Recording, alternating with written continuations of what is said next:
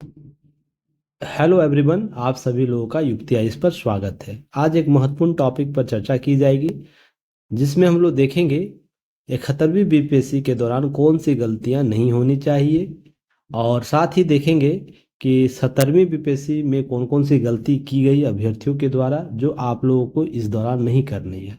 साथ ही हम इस पर भी चर्चा करेंगे क्या प्रीलिम्स और मेंस को एक साथ करना चाहिए, उसके टॉपिक को कवर करना चाहिए, और किस किस टॉपिक पर हम चर्चा कर सकते हैं जिसके आधार पर हम सारी चीज़ों को अपने एग्जाम ओरिएंट बना सकें। साथ ही हम देखेंगे पीवाईक्यू की भूमिका क्या होती है, और लास्ट में हम लोग देखेंगे क्या टेस्ट सीरीज का अहम रोल होता है। आप जब 71वीं बीपीएससी की तैयारी करेंगे उस दौरान, तो इन सभी बिंदुओं को हम एक एक करके चर्चा करेंगे। उससे पहले आप लोग लाइक से सब्सक्राइब जरूर कीजिए, युक्तिया इसको सपोर्ट कीजिए। आप टेलीग्राम चैनल पर हमें फॉलो कर सकते हैं, वहाँ ज्वाइन कीजिए, वहाँ एमसीक्यू से लेकर सभी चीज़ें अपडेट की जाती है। यूट्यूब चैनल पर जाकर जरूर हमें सब्सक्राइब कीजिएगा, शेयर कीजिएगा, और बेल आइकन को जरूर दबाइएगा ताकि सारे नोटिफिकेशन आप तक पहुँचे। व्हाट्सएप चैनल पर आप हमें ज्वाइन कर सकते हैं, फॉलो कर सकते हैं। इंस्टाग्राम फेसबुक पर है तो आप हमें फॉलो कर सकते हैं। चलिए, आज एक महत्वपूर्ण टॉपिक में जो आज देख रहे हैं आप लोग, यह बहुत ही अहम है। क्यों? क्योंकि 71वीं बीपीएससी प्रारंभिक और मुख्य परीक्षा के दौरान आप अमूमन कुछ गलतियां कर जाते हैं जो आपको नहीं करनी चाहिए, या हम इसे इस तरीके से भी देख सकते हैं कि हम ऐसा क्या करें जिसमें हम प्रीलिम्स और मेंस की तैयारी एक साथ कर लें। या इसको इस तरीके से भी आप देख सकते हैं कि हम जब अपनी तैयारी को अंतिम रूप देने के क्रम में हों, तो हमें कितना बेहतर रणनीति बनाई जा सकती है या बनाने की आवश्यकता है। इन सभी मुद्दों पर हम चर्चा करेंगे। कौन सी गलती नहीं होनी चाहिए जो आप अमूमन करते हैं, तो ध्यान रखिएगा, अगर इसको हम सुधार लेते हैं तो आप बेहतर स्थिति में होंगे। सबसे पहले प्रीलिम्स के स्तर पर हम बात करें तो सबसे पहले ध्यान रखिएगा, हमको अधिक से अधिक पीवाईक्यू प्रैक्टिस करना है। जिन बच्चों ने अधिक से अधिक पीवाईक्यू को प्रैक्टिस नहीं किया था 70 बीपीएससी के दौरान, अधिक से अधिक पीवाईक्यू जो प्रीवियस ईयर क्वेश्चंस होते हैं उसका प्रैक्टिस करना है। प्रैक्टिस कीजिएगा अधिक से अधिक। जैसे हम पीवाईक्यू बोलते हैं तो बीपीएससी का पीवाईक्यू, यूपीएससी का पीवाईक्यू, यूपी पीसीएस का PYQ, MP PCS, Rajasthan RAS, फिर इसके बाद छत्तीसगढ़ पीसीएस। कम से कम इतना पीवाईक्यू आपको जरूर देखना चाहिए। इसके लिए बहुत से बुक मार्केट में अवेलेबल होते हैं जिसको आप लाकर घर में प्रैक्टिस कर सकते हैं, जो भी टॉपिक आप पढ़ रहे हैं। बच्चे क्या करते हैं, समझते हैं पीवाईक्यू का मतलब बीपीएससी का केवल पीवाईक्यू। ये बिल्कुल नहीं समझना आपको। ये कम से कम इतना जो पीवाईक्यू है जिसमें UPSC, UP PCS, MP PCS, RS, Chhattisgarh PCS और जेपीएससी ऐड कर लीजिएगा। कम से कम इतना पीसीएस जरूर आप लोग कवर कीजिए ताकि आप मोर देन आप क्या कर सके, अधिक से अधिक पीवाईक्यू क्वेश्चन का प्रैक्टिस कर सके। दूसरा बात, इसके साथ क्या करना है, दूसरी चीज़ें आप कर सकते हैं। इम्पॉर्टेंट टॉपिक जो आपका है, इम्पॉर्टेंट टॉपिक जो आप पढ़ रहे हैं, टॉपिक जो पीटी टॉपिक होगा, तो उसका क्या करना है, क्रिप्स नोट्स या हम माइक्रो नोट्स जिसे कहते हैं, माइक्रो नोट्स बनाना है। वो नोट्स इस तरीके से होना चाहिए जो आपका एग्ज़ाम का, अगर हम बात करें 15 डे एग्ज़ाम के पहले बचा हो, उसमें इस क्रिप्स नोट्स का उपयोग कर सके और माइक्रो नोट्स का उपयोग कर कर आप मोर देन आप रिवीजन कर सके उस टॉपिक को। तो यह माइक्रो नोट्स, क्रिप्स नोट्स कैसे बनता है, अगर आप लोगों को इच्छा होगा तो कमेंट सेक्शन में जरूर बताइएगा। इसमें मैं अलग से एक वीडियो बना दूंगा कि क्रिप्स और माइक्रो नोट्स कैसे बनाए जाते हैं। तो यह बहुत ही जरूरी पार्ट होता है आपको अपने अंतिम समय में अपने संपूर्ण सिलेबस को कवर करने के लिए। अगर ये आप नहीं करते हैं तो ये गलतियां अगर होती है तो आपका कहीं ना कहीं प्रॉब्लम क्रिएट होगा एग्जाम को बेहतर तरीके से क्लियर करने में। यह दूसरा पॉइंट याद रखिएगा।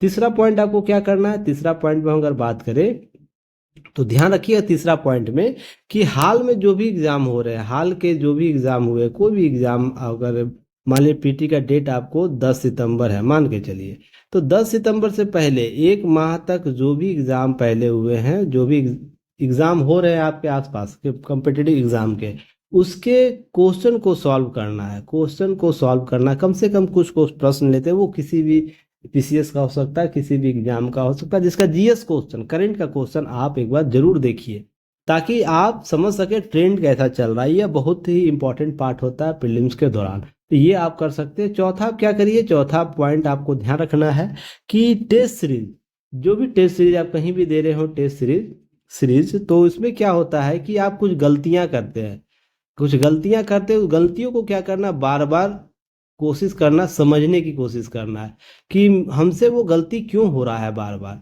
कि मान लीजिए आप 150 क्वेश्चन सॉल्व कर रहे हैं, 150 में 30 क्वेश्चन आपका गलत, पूरी तरह गलत हो जा रहा है, बार बार 40 क्वेश्चन गलत हो जा रहा है, 50 क्वेश्चन गलत हो जा रहा है, तो वो गलती क्यों हो रहा है, उस पर एनालिसिस करना, सेल्फ असेसमेंट करना इसका, ताकि हम उन गलतियों को बार बार ना होने दें। अगर ये गलती बार बार रिवीजन करके जाइएगा, अपने गलतियों को स्वयं के स्तर पर सुधार करके जाइएगा, तो एग्जाम हॉल में आप बेहतर तरीके से चीज़ों को सॉल्व कर पाइएगा। नहीं तो समस्या क्या होगी, एग्जाम हॉल में जब ये सब चीज़ें होने लगेंगी तो आप कहीं ना कहीं रेस से बाहर हो जाओगे।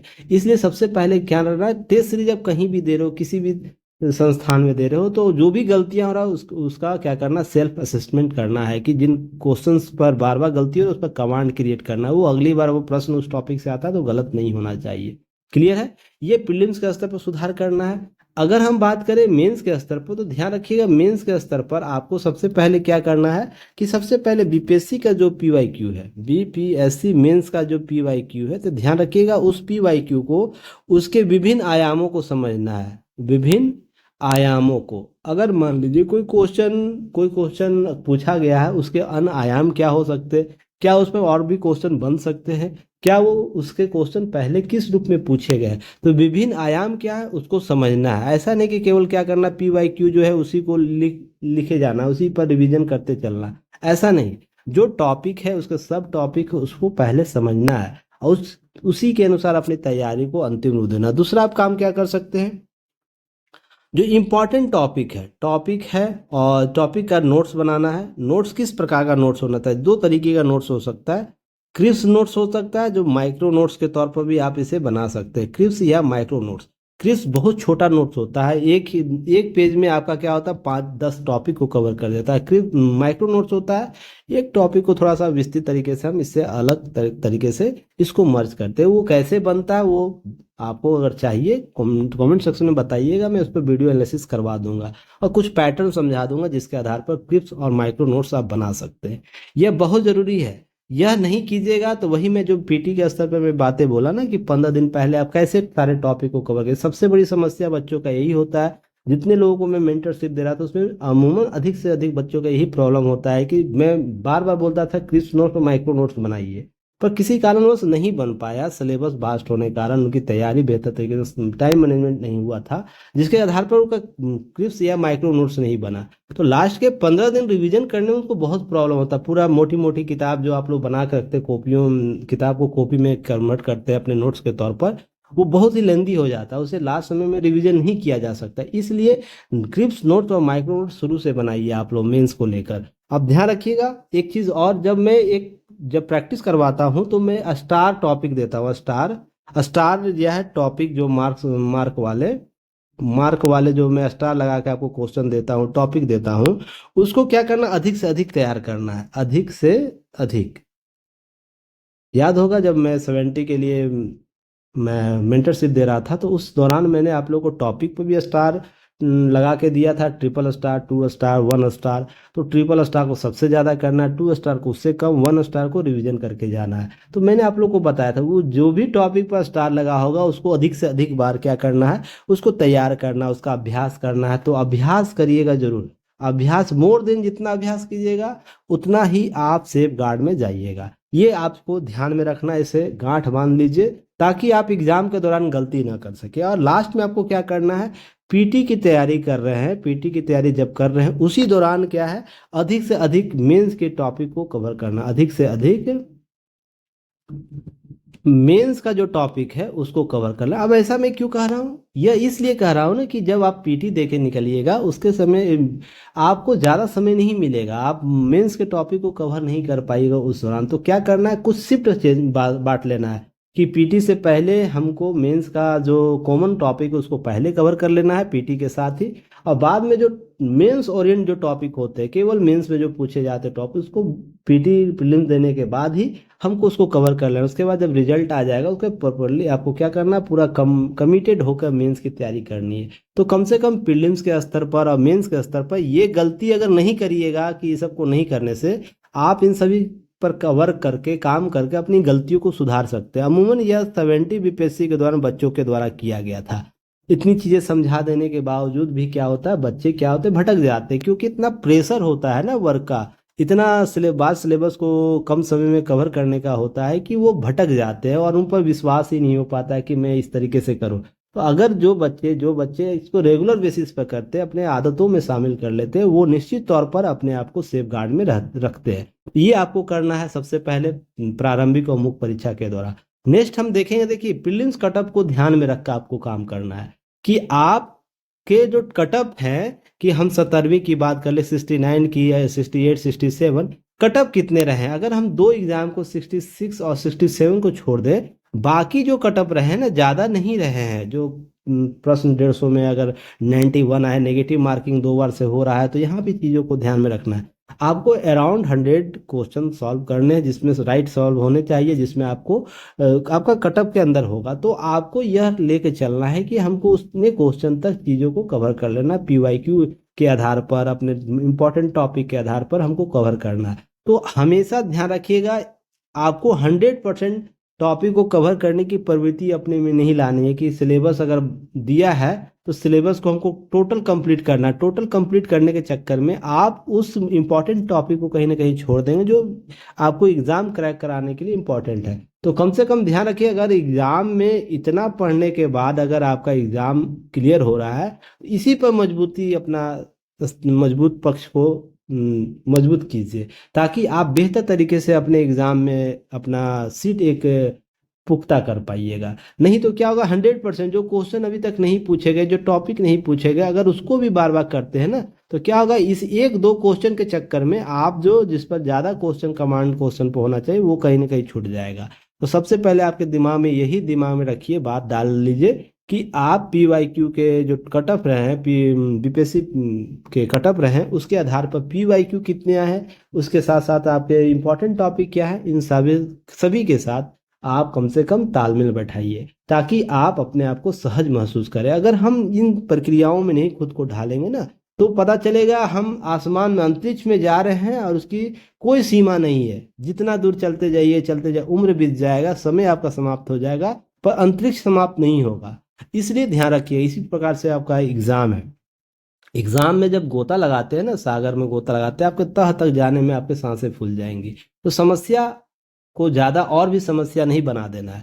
जो समस्या है उसका मिनिमम और मैक्सिमम जो सॉल्यूशन हो सकता है, उसके बीच में आपको रहना है और उसके साथ काम करना है। तो उसी में आप समझिएगा एक चीज़, कि मल्टी फैक्टर होते हैं प्रीलिम्स की तैयारी के दौरान। अगर हम 17वीं की बात कर ले, 71वीं की, 72वीं की, 73वीं की, आने वाले कोई भी एग्जाम की बात कर ले, तो कुछ कुछ फैक्टर्स होते हैं जिसके आधार पर आपको आपको अपनी तैयारी को मजबूत करने की जरूरत है। कि प्रीलिम्स की सीट संख्या बहुत इंपॉर्टेंट मायने रखती है। अगर सीट संख्या अधिक हो गए तो बच्चे अधिक आएंगे, अभ्यर्थी अधिक आएंगे, तो क्या होगा, कंपटीशन लेवल बढ़ जाएगा। तो आपको यहाँ पर उस आधार पर अपने आप को तैयार रखना है कि इस बार मान लीजिए 70 में बातें चल रही है कि 1200 से लेकर 1500 सीटें होंगी, तो यहाँ भी संख्या अधिक होगी। जिस तरीके से इस बार 2000 से अधिक सीट था, तो बच्चों की संख्या अधिक थी।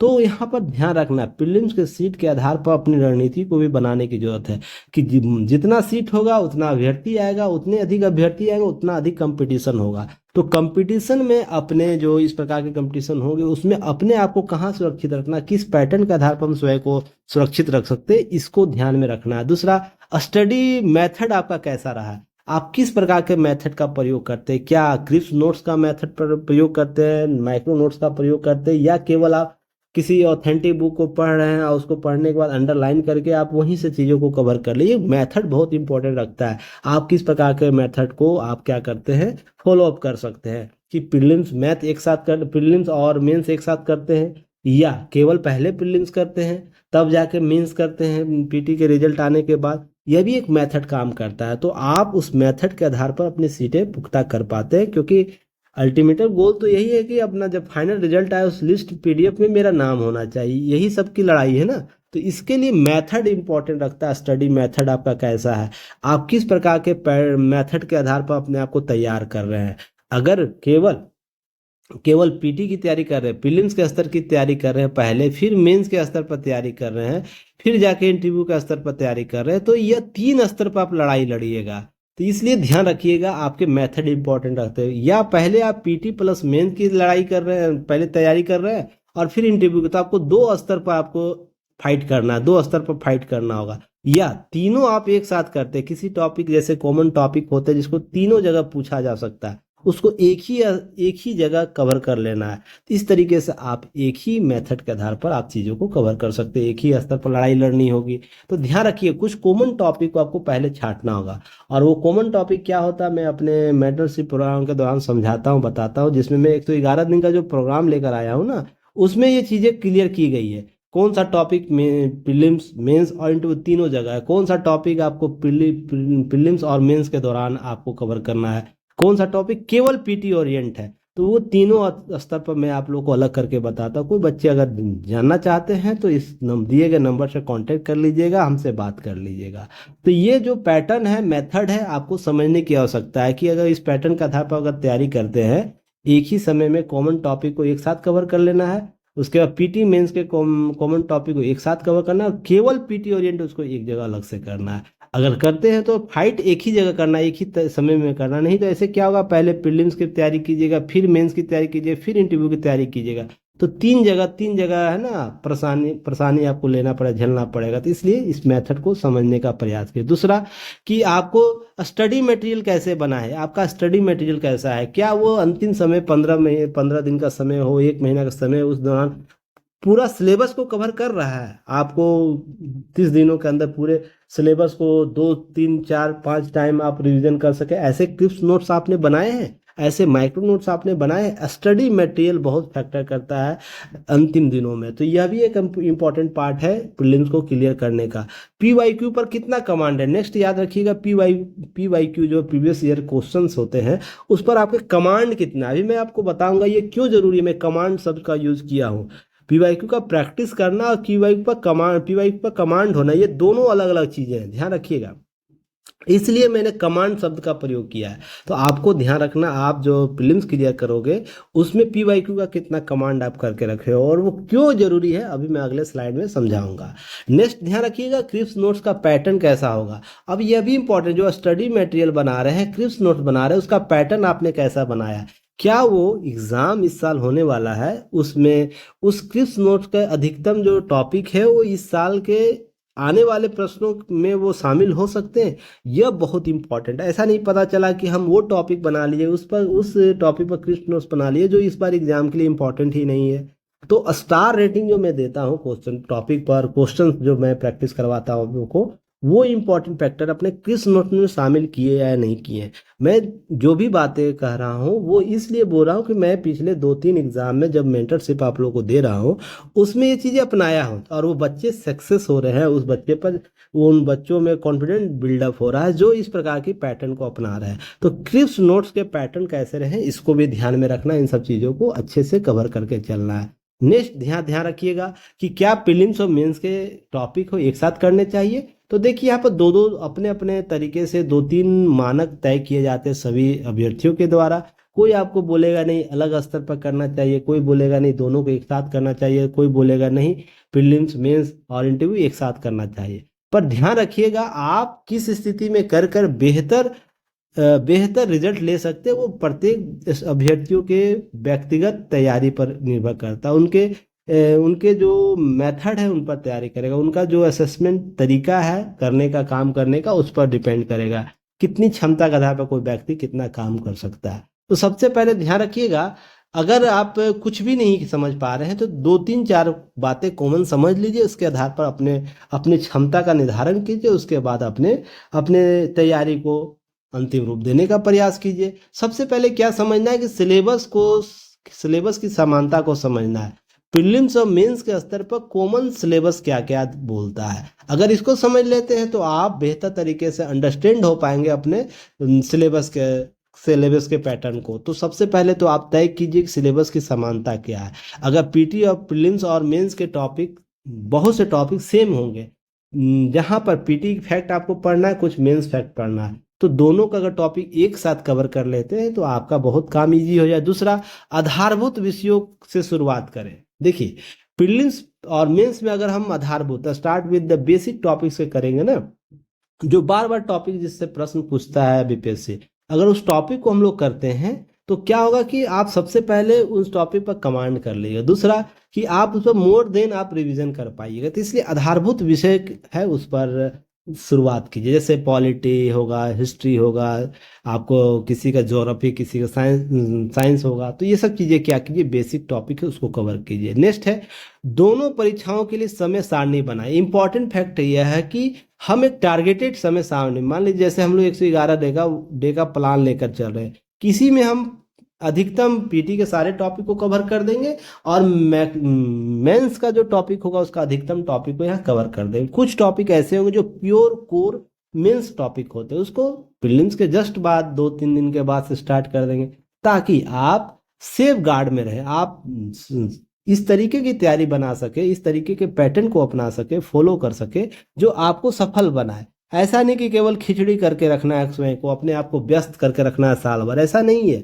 पढ़ के आउटपुट ही नहीं निकलेगा, उसका फायदा क्या है। तो इसलिए हर चीज़ का एक लेवल है, हर चीज़ का एक स्तर है, जिसके आधार पर हम चीज़ों को क्लियर करते हैं कि ताकि हम पीटी के समय क्या पढ़े, दोनों कॉमन टॉपिक तो उसको हम अलग से करेंगे, मेंस का टॉपिक कब करना है, मेंस का टॉपिक उसको हम उस दौरान करेंगे। तो ये दोनों परीक्षाओं के समय सारणी बनाना जरूरी है, जो मैं आप लोगों को अपने प्लेटफॉर्म पर आप लोग को देता हूँ। आप लोगों को पता है कि 5 मई से हम लोग स्टार्ट कर रहे हैं मेंटरशिप प्रोग्राम, तो आप उसमें ज्वाइन कर सकते हो। जो बच्चे इच्छुक हैं तो दिए गए नंबर से कांटेक्ट कीजिएगा, ठीक है। फिर पिछले वर्षों के प्रश्नों का, पत्रों का विश्लेषण भी करना बहुत जरूरी है। Analyse previous year questions paper को करना है कि क्वेश्चन जो है ना हर साल किस रूप से पूछे जा रहे हैं, उसका स्तर क्या हो रहा है, वो क्यों प्रश्न पूछे जा रहे हैं, साल भर वो क्या टॉपिक में उसके चर्चा में रहे वो टॉपिक, उस आधार पर पूछा जा रहा है, या पीवाईक्यू जो है वो किस पैटर्न को फॉलो कर रहा है। तो ये इंपॉर्टेंट पार्ट है, जो आप ये 4 चीजें करने के बाद स्वयं के स्तर पर समझ पाइएगा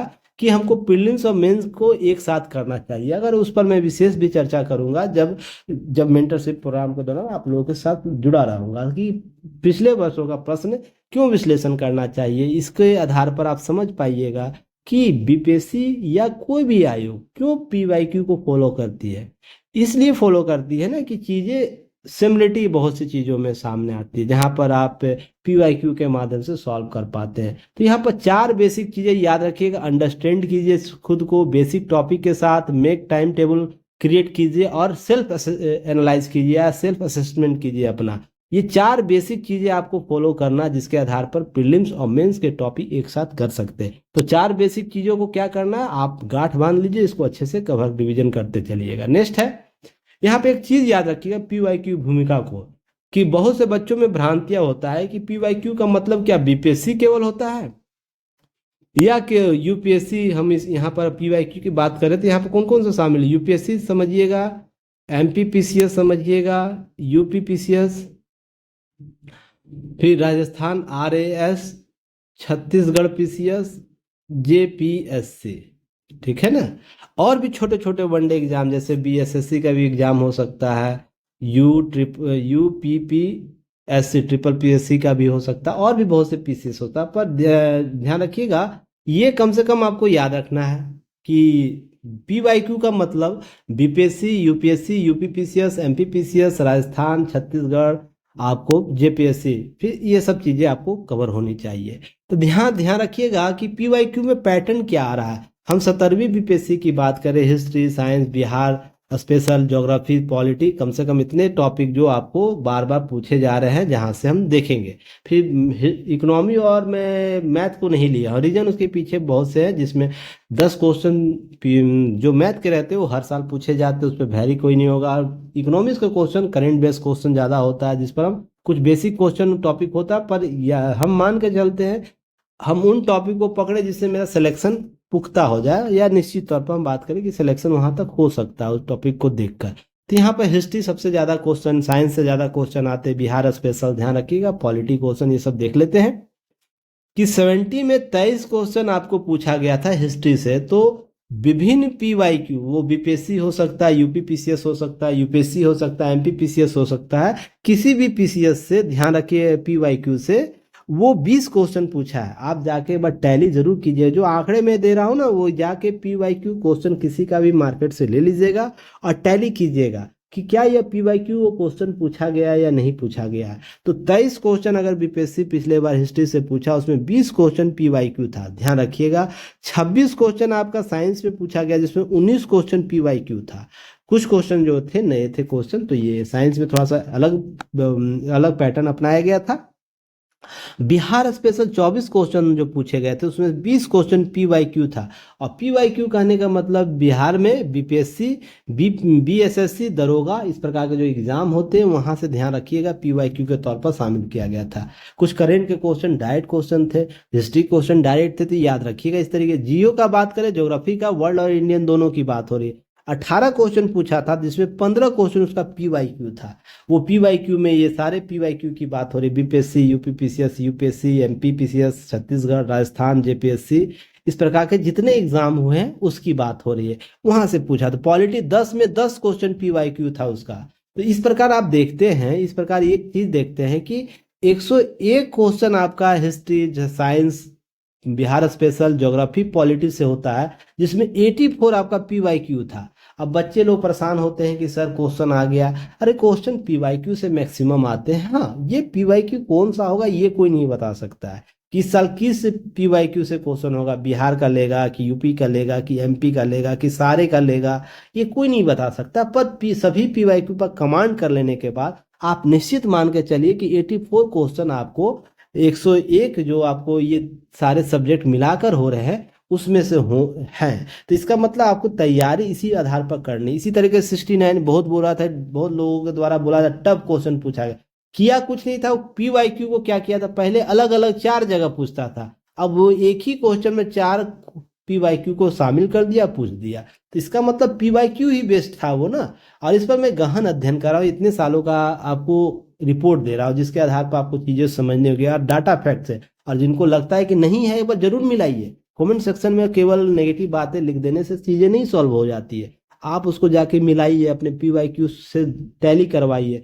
घटना चक्र की बुक होती है, उसको जाके एक बार देखिए, उसके पीवाईक्यू के सॉल्यूशन के साथ, उसमें किस साल उस क्वेश्चन को पूछा गया है, बार बार क्यों पूछा जा रहा है, ये सब चीजें कीजिए। इसी पैटर्न को समझिएगा, इस फ्लो चार्ट को समझिएगा आप लोग, और अपनी तैयारी को ऐसे ही दीजिएगा कि ऐसा नहीं कि 29 क्वेश्चन, जब भास्ट 69 का क्वेश्चन बहुत टफ बोला जा रहा था, उसमें 29 हिस्ट्री का क्वेश्चन पूछा गया, उसमें 28 पीवाईक्यू था। वो यूपीएससी हो, बीपीएससी हो, यूपीपीसीएस, एमपीपीसीएस, राजस्थान के हिस्ट्री के क्वेश्चन हो, वहां से पूछे गए थे। अब साइंस में 22 क्वेश्चन था, जिसमें 18 पीवाईक्यू वो पूछा था। इसे बिहार स्पेशल में 15 क्वेश्चन आपको पूछे गए थे, 11 जिसमें से पीवाईक्यू था। अब ज्योग्राफी 18 क्वेश्चन, जिसमें 16 आपको पीवाईक्यू क्वेश्चन था। और पीवाईक्यू का मतलब, प्रीवियस ईयर क्वेश्चन का मतलब, केवल बीपीएससी का पीवाईक्यू नहीं समझना है, वो सारे एग्जाम का पीवाईक्यू समझना है, जो आपको बुक में दिए रहते हैं, घटना चक्र के बुक में, या आपको और भी मेरे टिप्स नोट्स में जो आपको दिया रहेगा, क्लास नोट्स में जो पीवाईक्यू दिया रहेगा। आपको मैं 27 एग्जाम का पीवाईक्यू सॉल्व करा रहा हूँ, जहाँ पर नोट्स में आपको 27 एग्जाम जो कम्पिटिटिव एग्जाम भारत में लिए जाते हैं, और ये संख्या लगातार बढ़ती जा रही है। विभिन्न एग्जामों में, विभिन्न एग्जाम के स्तरों पर आपको पीवाईक्यू जहाँ से पूछे जा रहे हैं उसको नोट्स में शामिल किया है। तो इतना याद रखिए, सारे पीवाईक्यू जब तक आप कमांड कर लेते हैं, और बहुत आसान है, बार बार उसको रिवीजन कीजिएगा तो आपके दिमाग में, अपने मन मस्तिष्क में बैठा लीजिएगा। तो इसे याद रखिएगा पीवाईक्यू। अब रही बात करेंट की, तो देखिए करेंट में क्या करता है ना कि बीपीएससी बहुत नादानियां करता है, जिसको आपको समझने की जरूरत है। वो टॉपिक डिसाइड किए 12 से 13 टॉपिक, जहां से वो प्रश्न पूछता है, और उसी में से आपको कितने टॉपिक से प्रश्न पूछा है। जैसे 70 में 29 प्रश्न वो पूछा है, तो केवल अपने 9 टॉपिक, जो मैं 12 से 13 टॉपिक बता रहा हूँ ना, वो डिफाइन किए हुए किसी से प्रश्न, इस टॉपिक से प्रश्न पूछे जाएंगे, उसमें से 9 टॉपिक से वो प्रश्न पूछा है। पिछला साल 69 में हम बात करें 30 प्रश्न पूछे हैं, तो उसने इस टॉपिक से 7 टॉपिक को क्लियर किया, जिसमें से वो प्रश्न पूछा है, सेलेक्ट किया, उसी से क्वेश्चन पूछ दिया। इसी तरह से 30 क्वेश्चन पूछा है 68 में, तो वो अपने 9 टॉपिक, इस 12 टॉपिक में से 9 टॉपिक को सेलेक्ट किया और उससे प्रश्न पूछ दिया। तो ध्यान रखिए, अगर आप इस तरीके से पैटर्न टॉपिक को कवर कर लेते तो वो 12 से 13 टॉपिक कौन होगा, मैं आप लोगों को अपने क्लास के दौरान समझाता हूँ, बताता हूँ। इस टॉपिक को अच्छे से कर लेना, स्टार में जो लगा के देता हूँ उसको याद करके जाना, यहाँ से टॉपिक जरूर प्रश्न होगा। जैसे 70 बीपीएससी के दौरान मैंने आप लोगों को स्टार पी वाई क्यू में करवाया था, फिर आपके जब क्लास में ले रहा था उस समय भी आपको स्टार टॉपिक लगवाया था। 10 दिन का जो मैंने आप लोगों को समाधान सीरीज चलाया था पीटी का, उसमें भी आपको स्टार लगाया था। तो जो बच्चे होंगे कमेंट सेक्शन में जरूर बताइएगा, आप लोग सपोर्ट करने की आवश्यकता आप लोगों को है। तो क्या मैंने आप लोगों को बताया था वो आया था या नहीं आया था। तो यह ध्यान रखना है कि स्टार जो टॉपिक को मैं लगाऊंगा उसको कम से कम आप लोग उसे जरूर करके जाइएगा।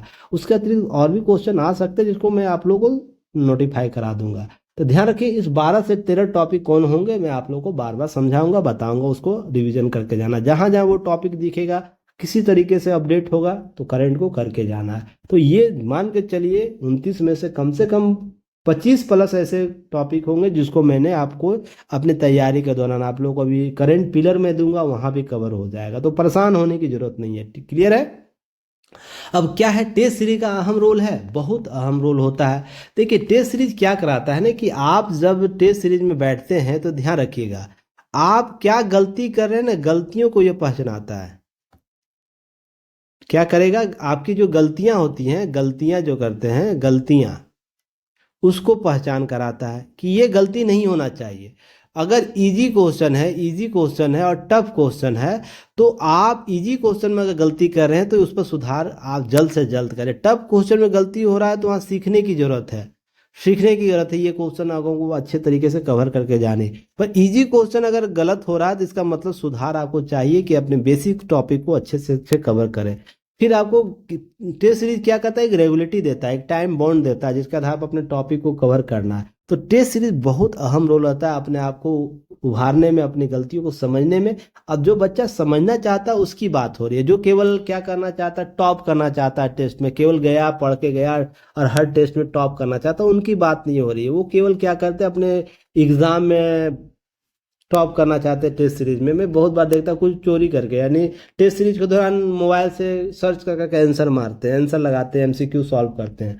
तो ये सब गलतियां नहीं करनी है, आपको केवल सीखना है कि हाँ वहाँ पर जितनी गलतियां हुई हैं उसको बार बार हम रिवीजन करेंगे, उन गलतियों को बार बार हम दोहराएंगे नहीं। इसी तरह पहचान कीजिए, अपने सेल्फ असेसमेंट कीजिए, ये बहुत महत्वपूर्ण पार्ट होता है टेस्ट सीरीज के माध्यम से चीज़ों को समझना, सॉल्व करना, उसको देखना। ये सब चीज़ कीजिएगा। टेस्ट सीरीज लगातार लगाइए और हो सके 2-3 टेस्ट सीरीज लगाइए, 2-3 संस्थानों का। रीज़न है कि कम से कम मल्टीपल चॉइस आपके पास हो, ठीक है ना। तो ये नहीं तो क्या कर सकते हैं, उनके क्वेश्चन को ले लीजिए और घर में ही प्रैक्टिस कीजिए। पर प्रैक्टिस ईमानदारी से करने की जरूरत है, हर जगह नहीं जाके ही केवल करना है। ईमानदारी से प्रैक्टिस करना है, स्वयं को स्तर पर 3 घंटे में बांध कर इसकी प्रैक्टिस कीजिए कि हम इस पैटर्न के आधार पर प्रैक्टिस करेंगे। उसमें जो भी गलतियां होती है उसको रेखांकित कीजिए, उस पर काम कीजिए, उसको सॉल्व करने का प्रयास कीजिए। इन्हीं सभी चीज़ों को करने की आवश्यकता है, ताकि आप जब बेहतर तरीके से चीज़ों को सॉल्व कीजिए तो समाधान अच्छे तरीके से आएगा। उम्मीद करता हूँ बहुत से प्रश्नों का सवाल आपको मिल गया होगा, सवालों का जवाब मिल गया होगा। उम्मीद करता हूँ कि आप इन सब चीज़ों को करके एक बेहतर रिजल्ट लेकर आ पाएंगे। और भी कोई क्यूरी हो, कोई समस्या हो, कमेंट सेक्शन में जरूर बताइएगा। किसी टॉपिक पर वीडियो बनाना है वो भी मैसेज ड्रॉप कर सकते हैं। अब हम लगातार इन्हीं सब चीज़ों पर बात करेंगे। साथ में हमारा मेंटरशिप प्रोग्राम अलग से चल रहा है, वो ऐप पर चलता है। जिन बच्चों को क्यूरी करनी है, सॉल्व करवाना है, तो दिए गए नंबर से आप बात कर लीजिएगा और अपने आप को हमारे साथ जोड़ने का प्रयास कीजिए। तब तक के लिए धन्यवाद। जय हिंद।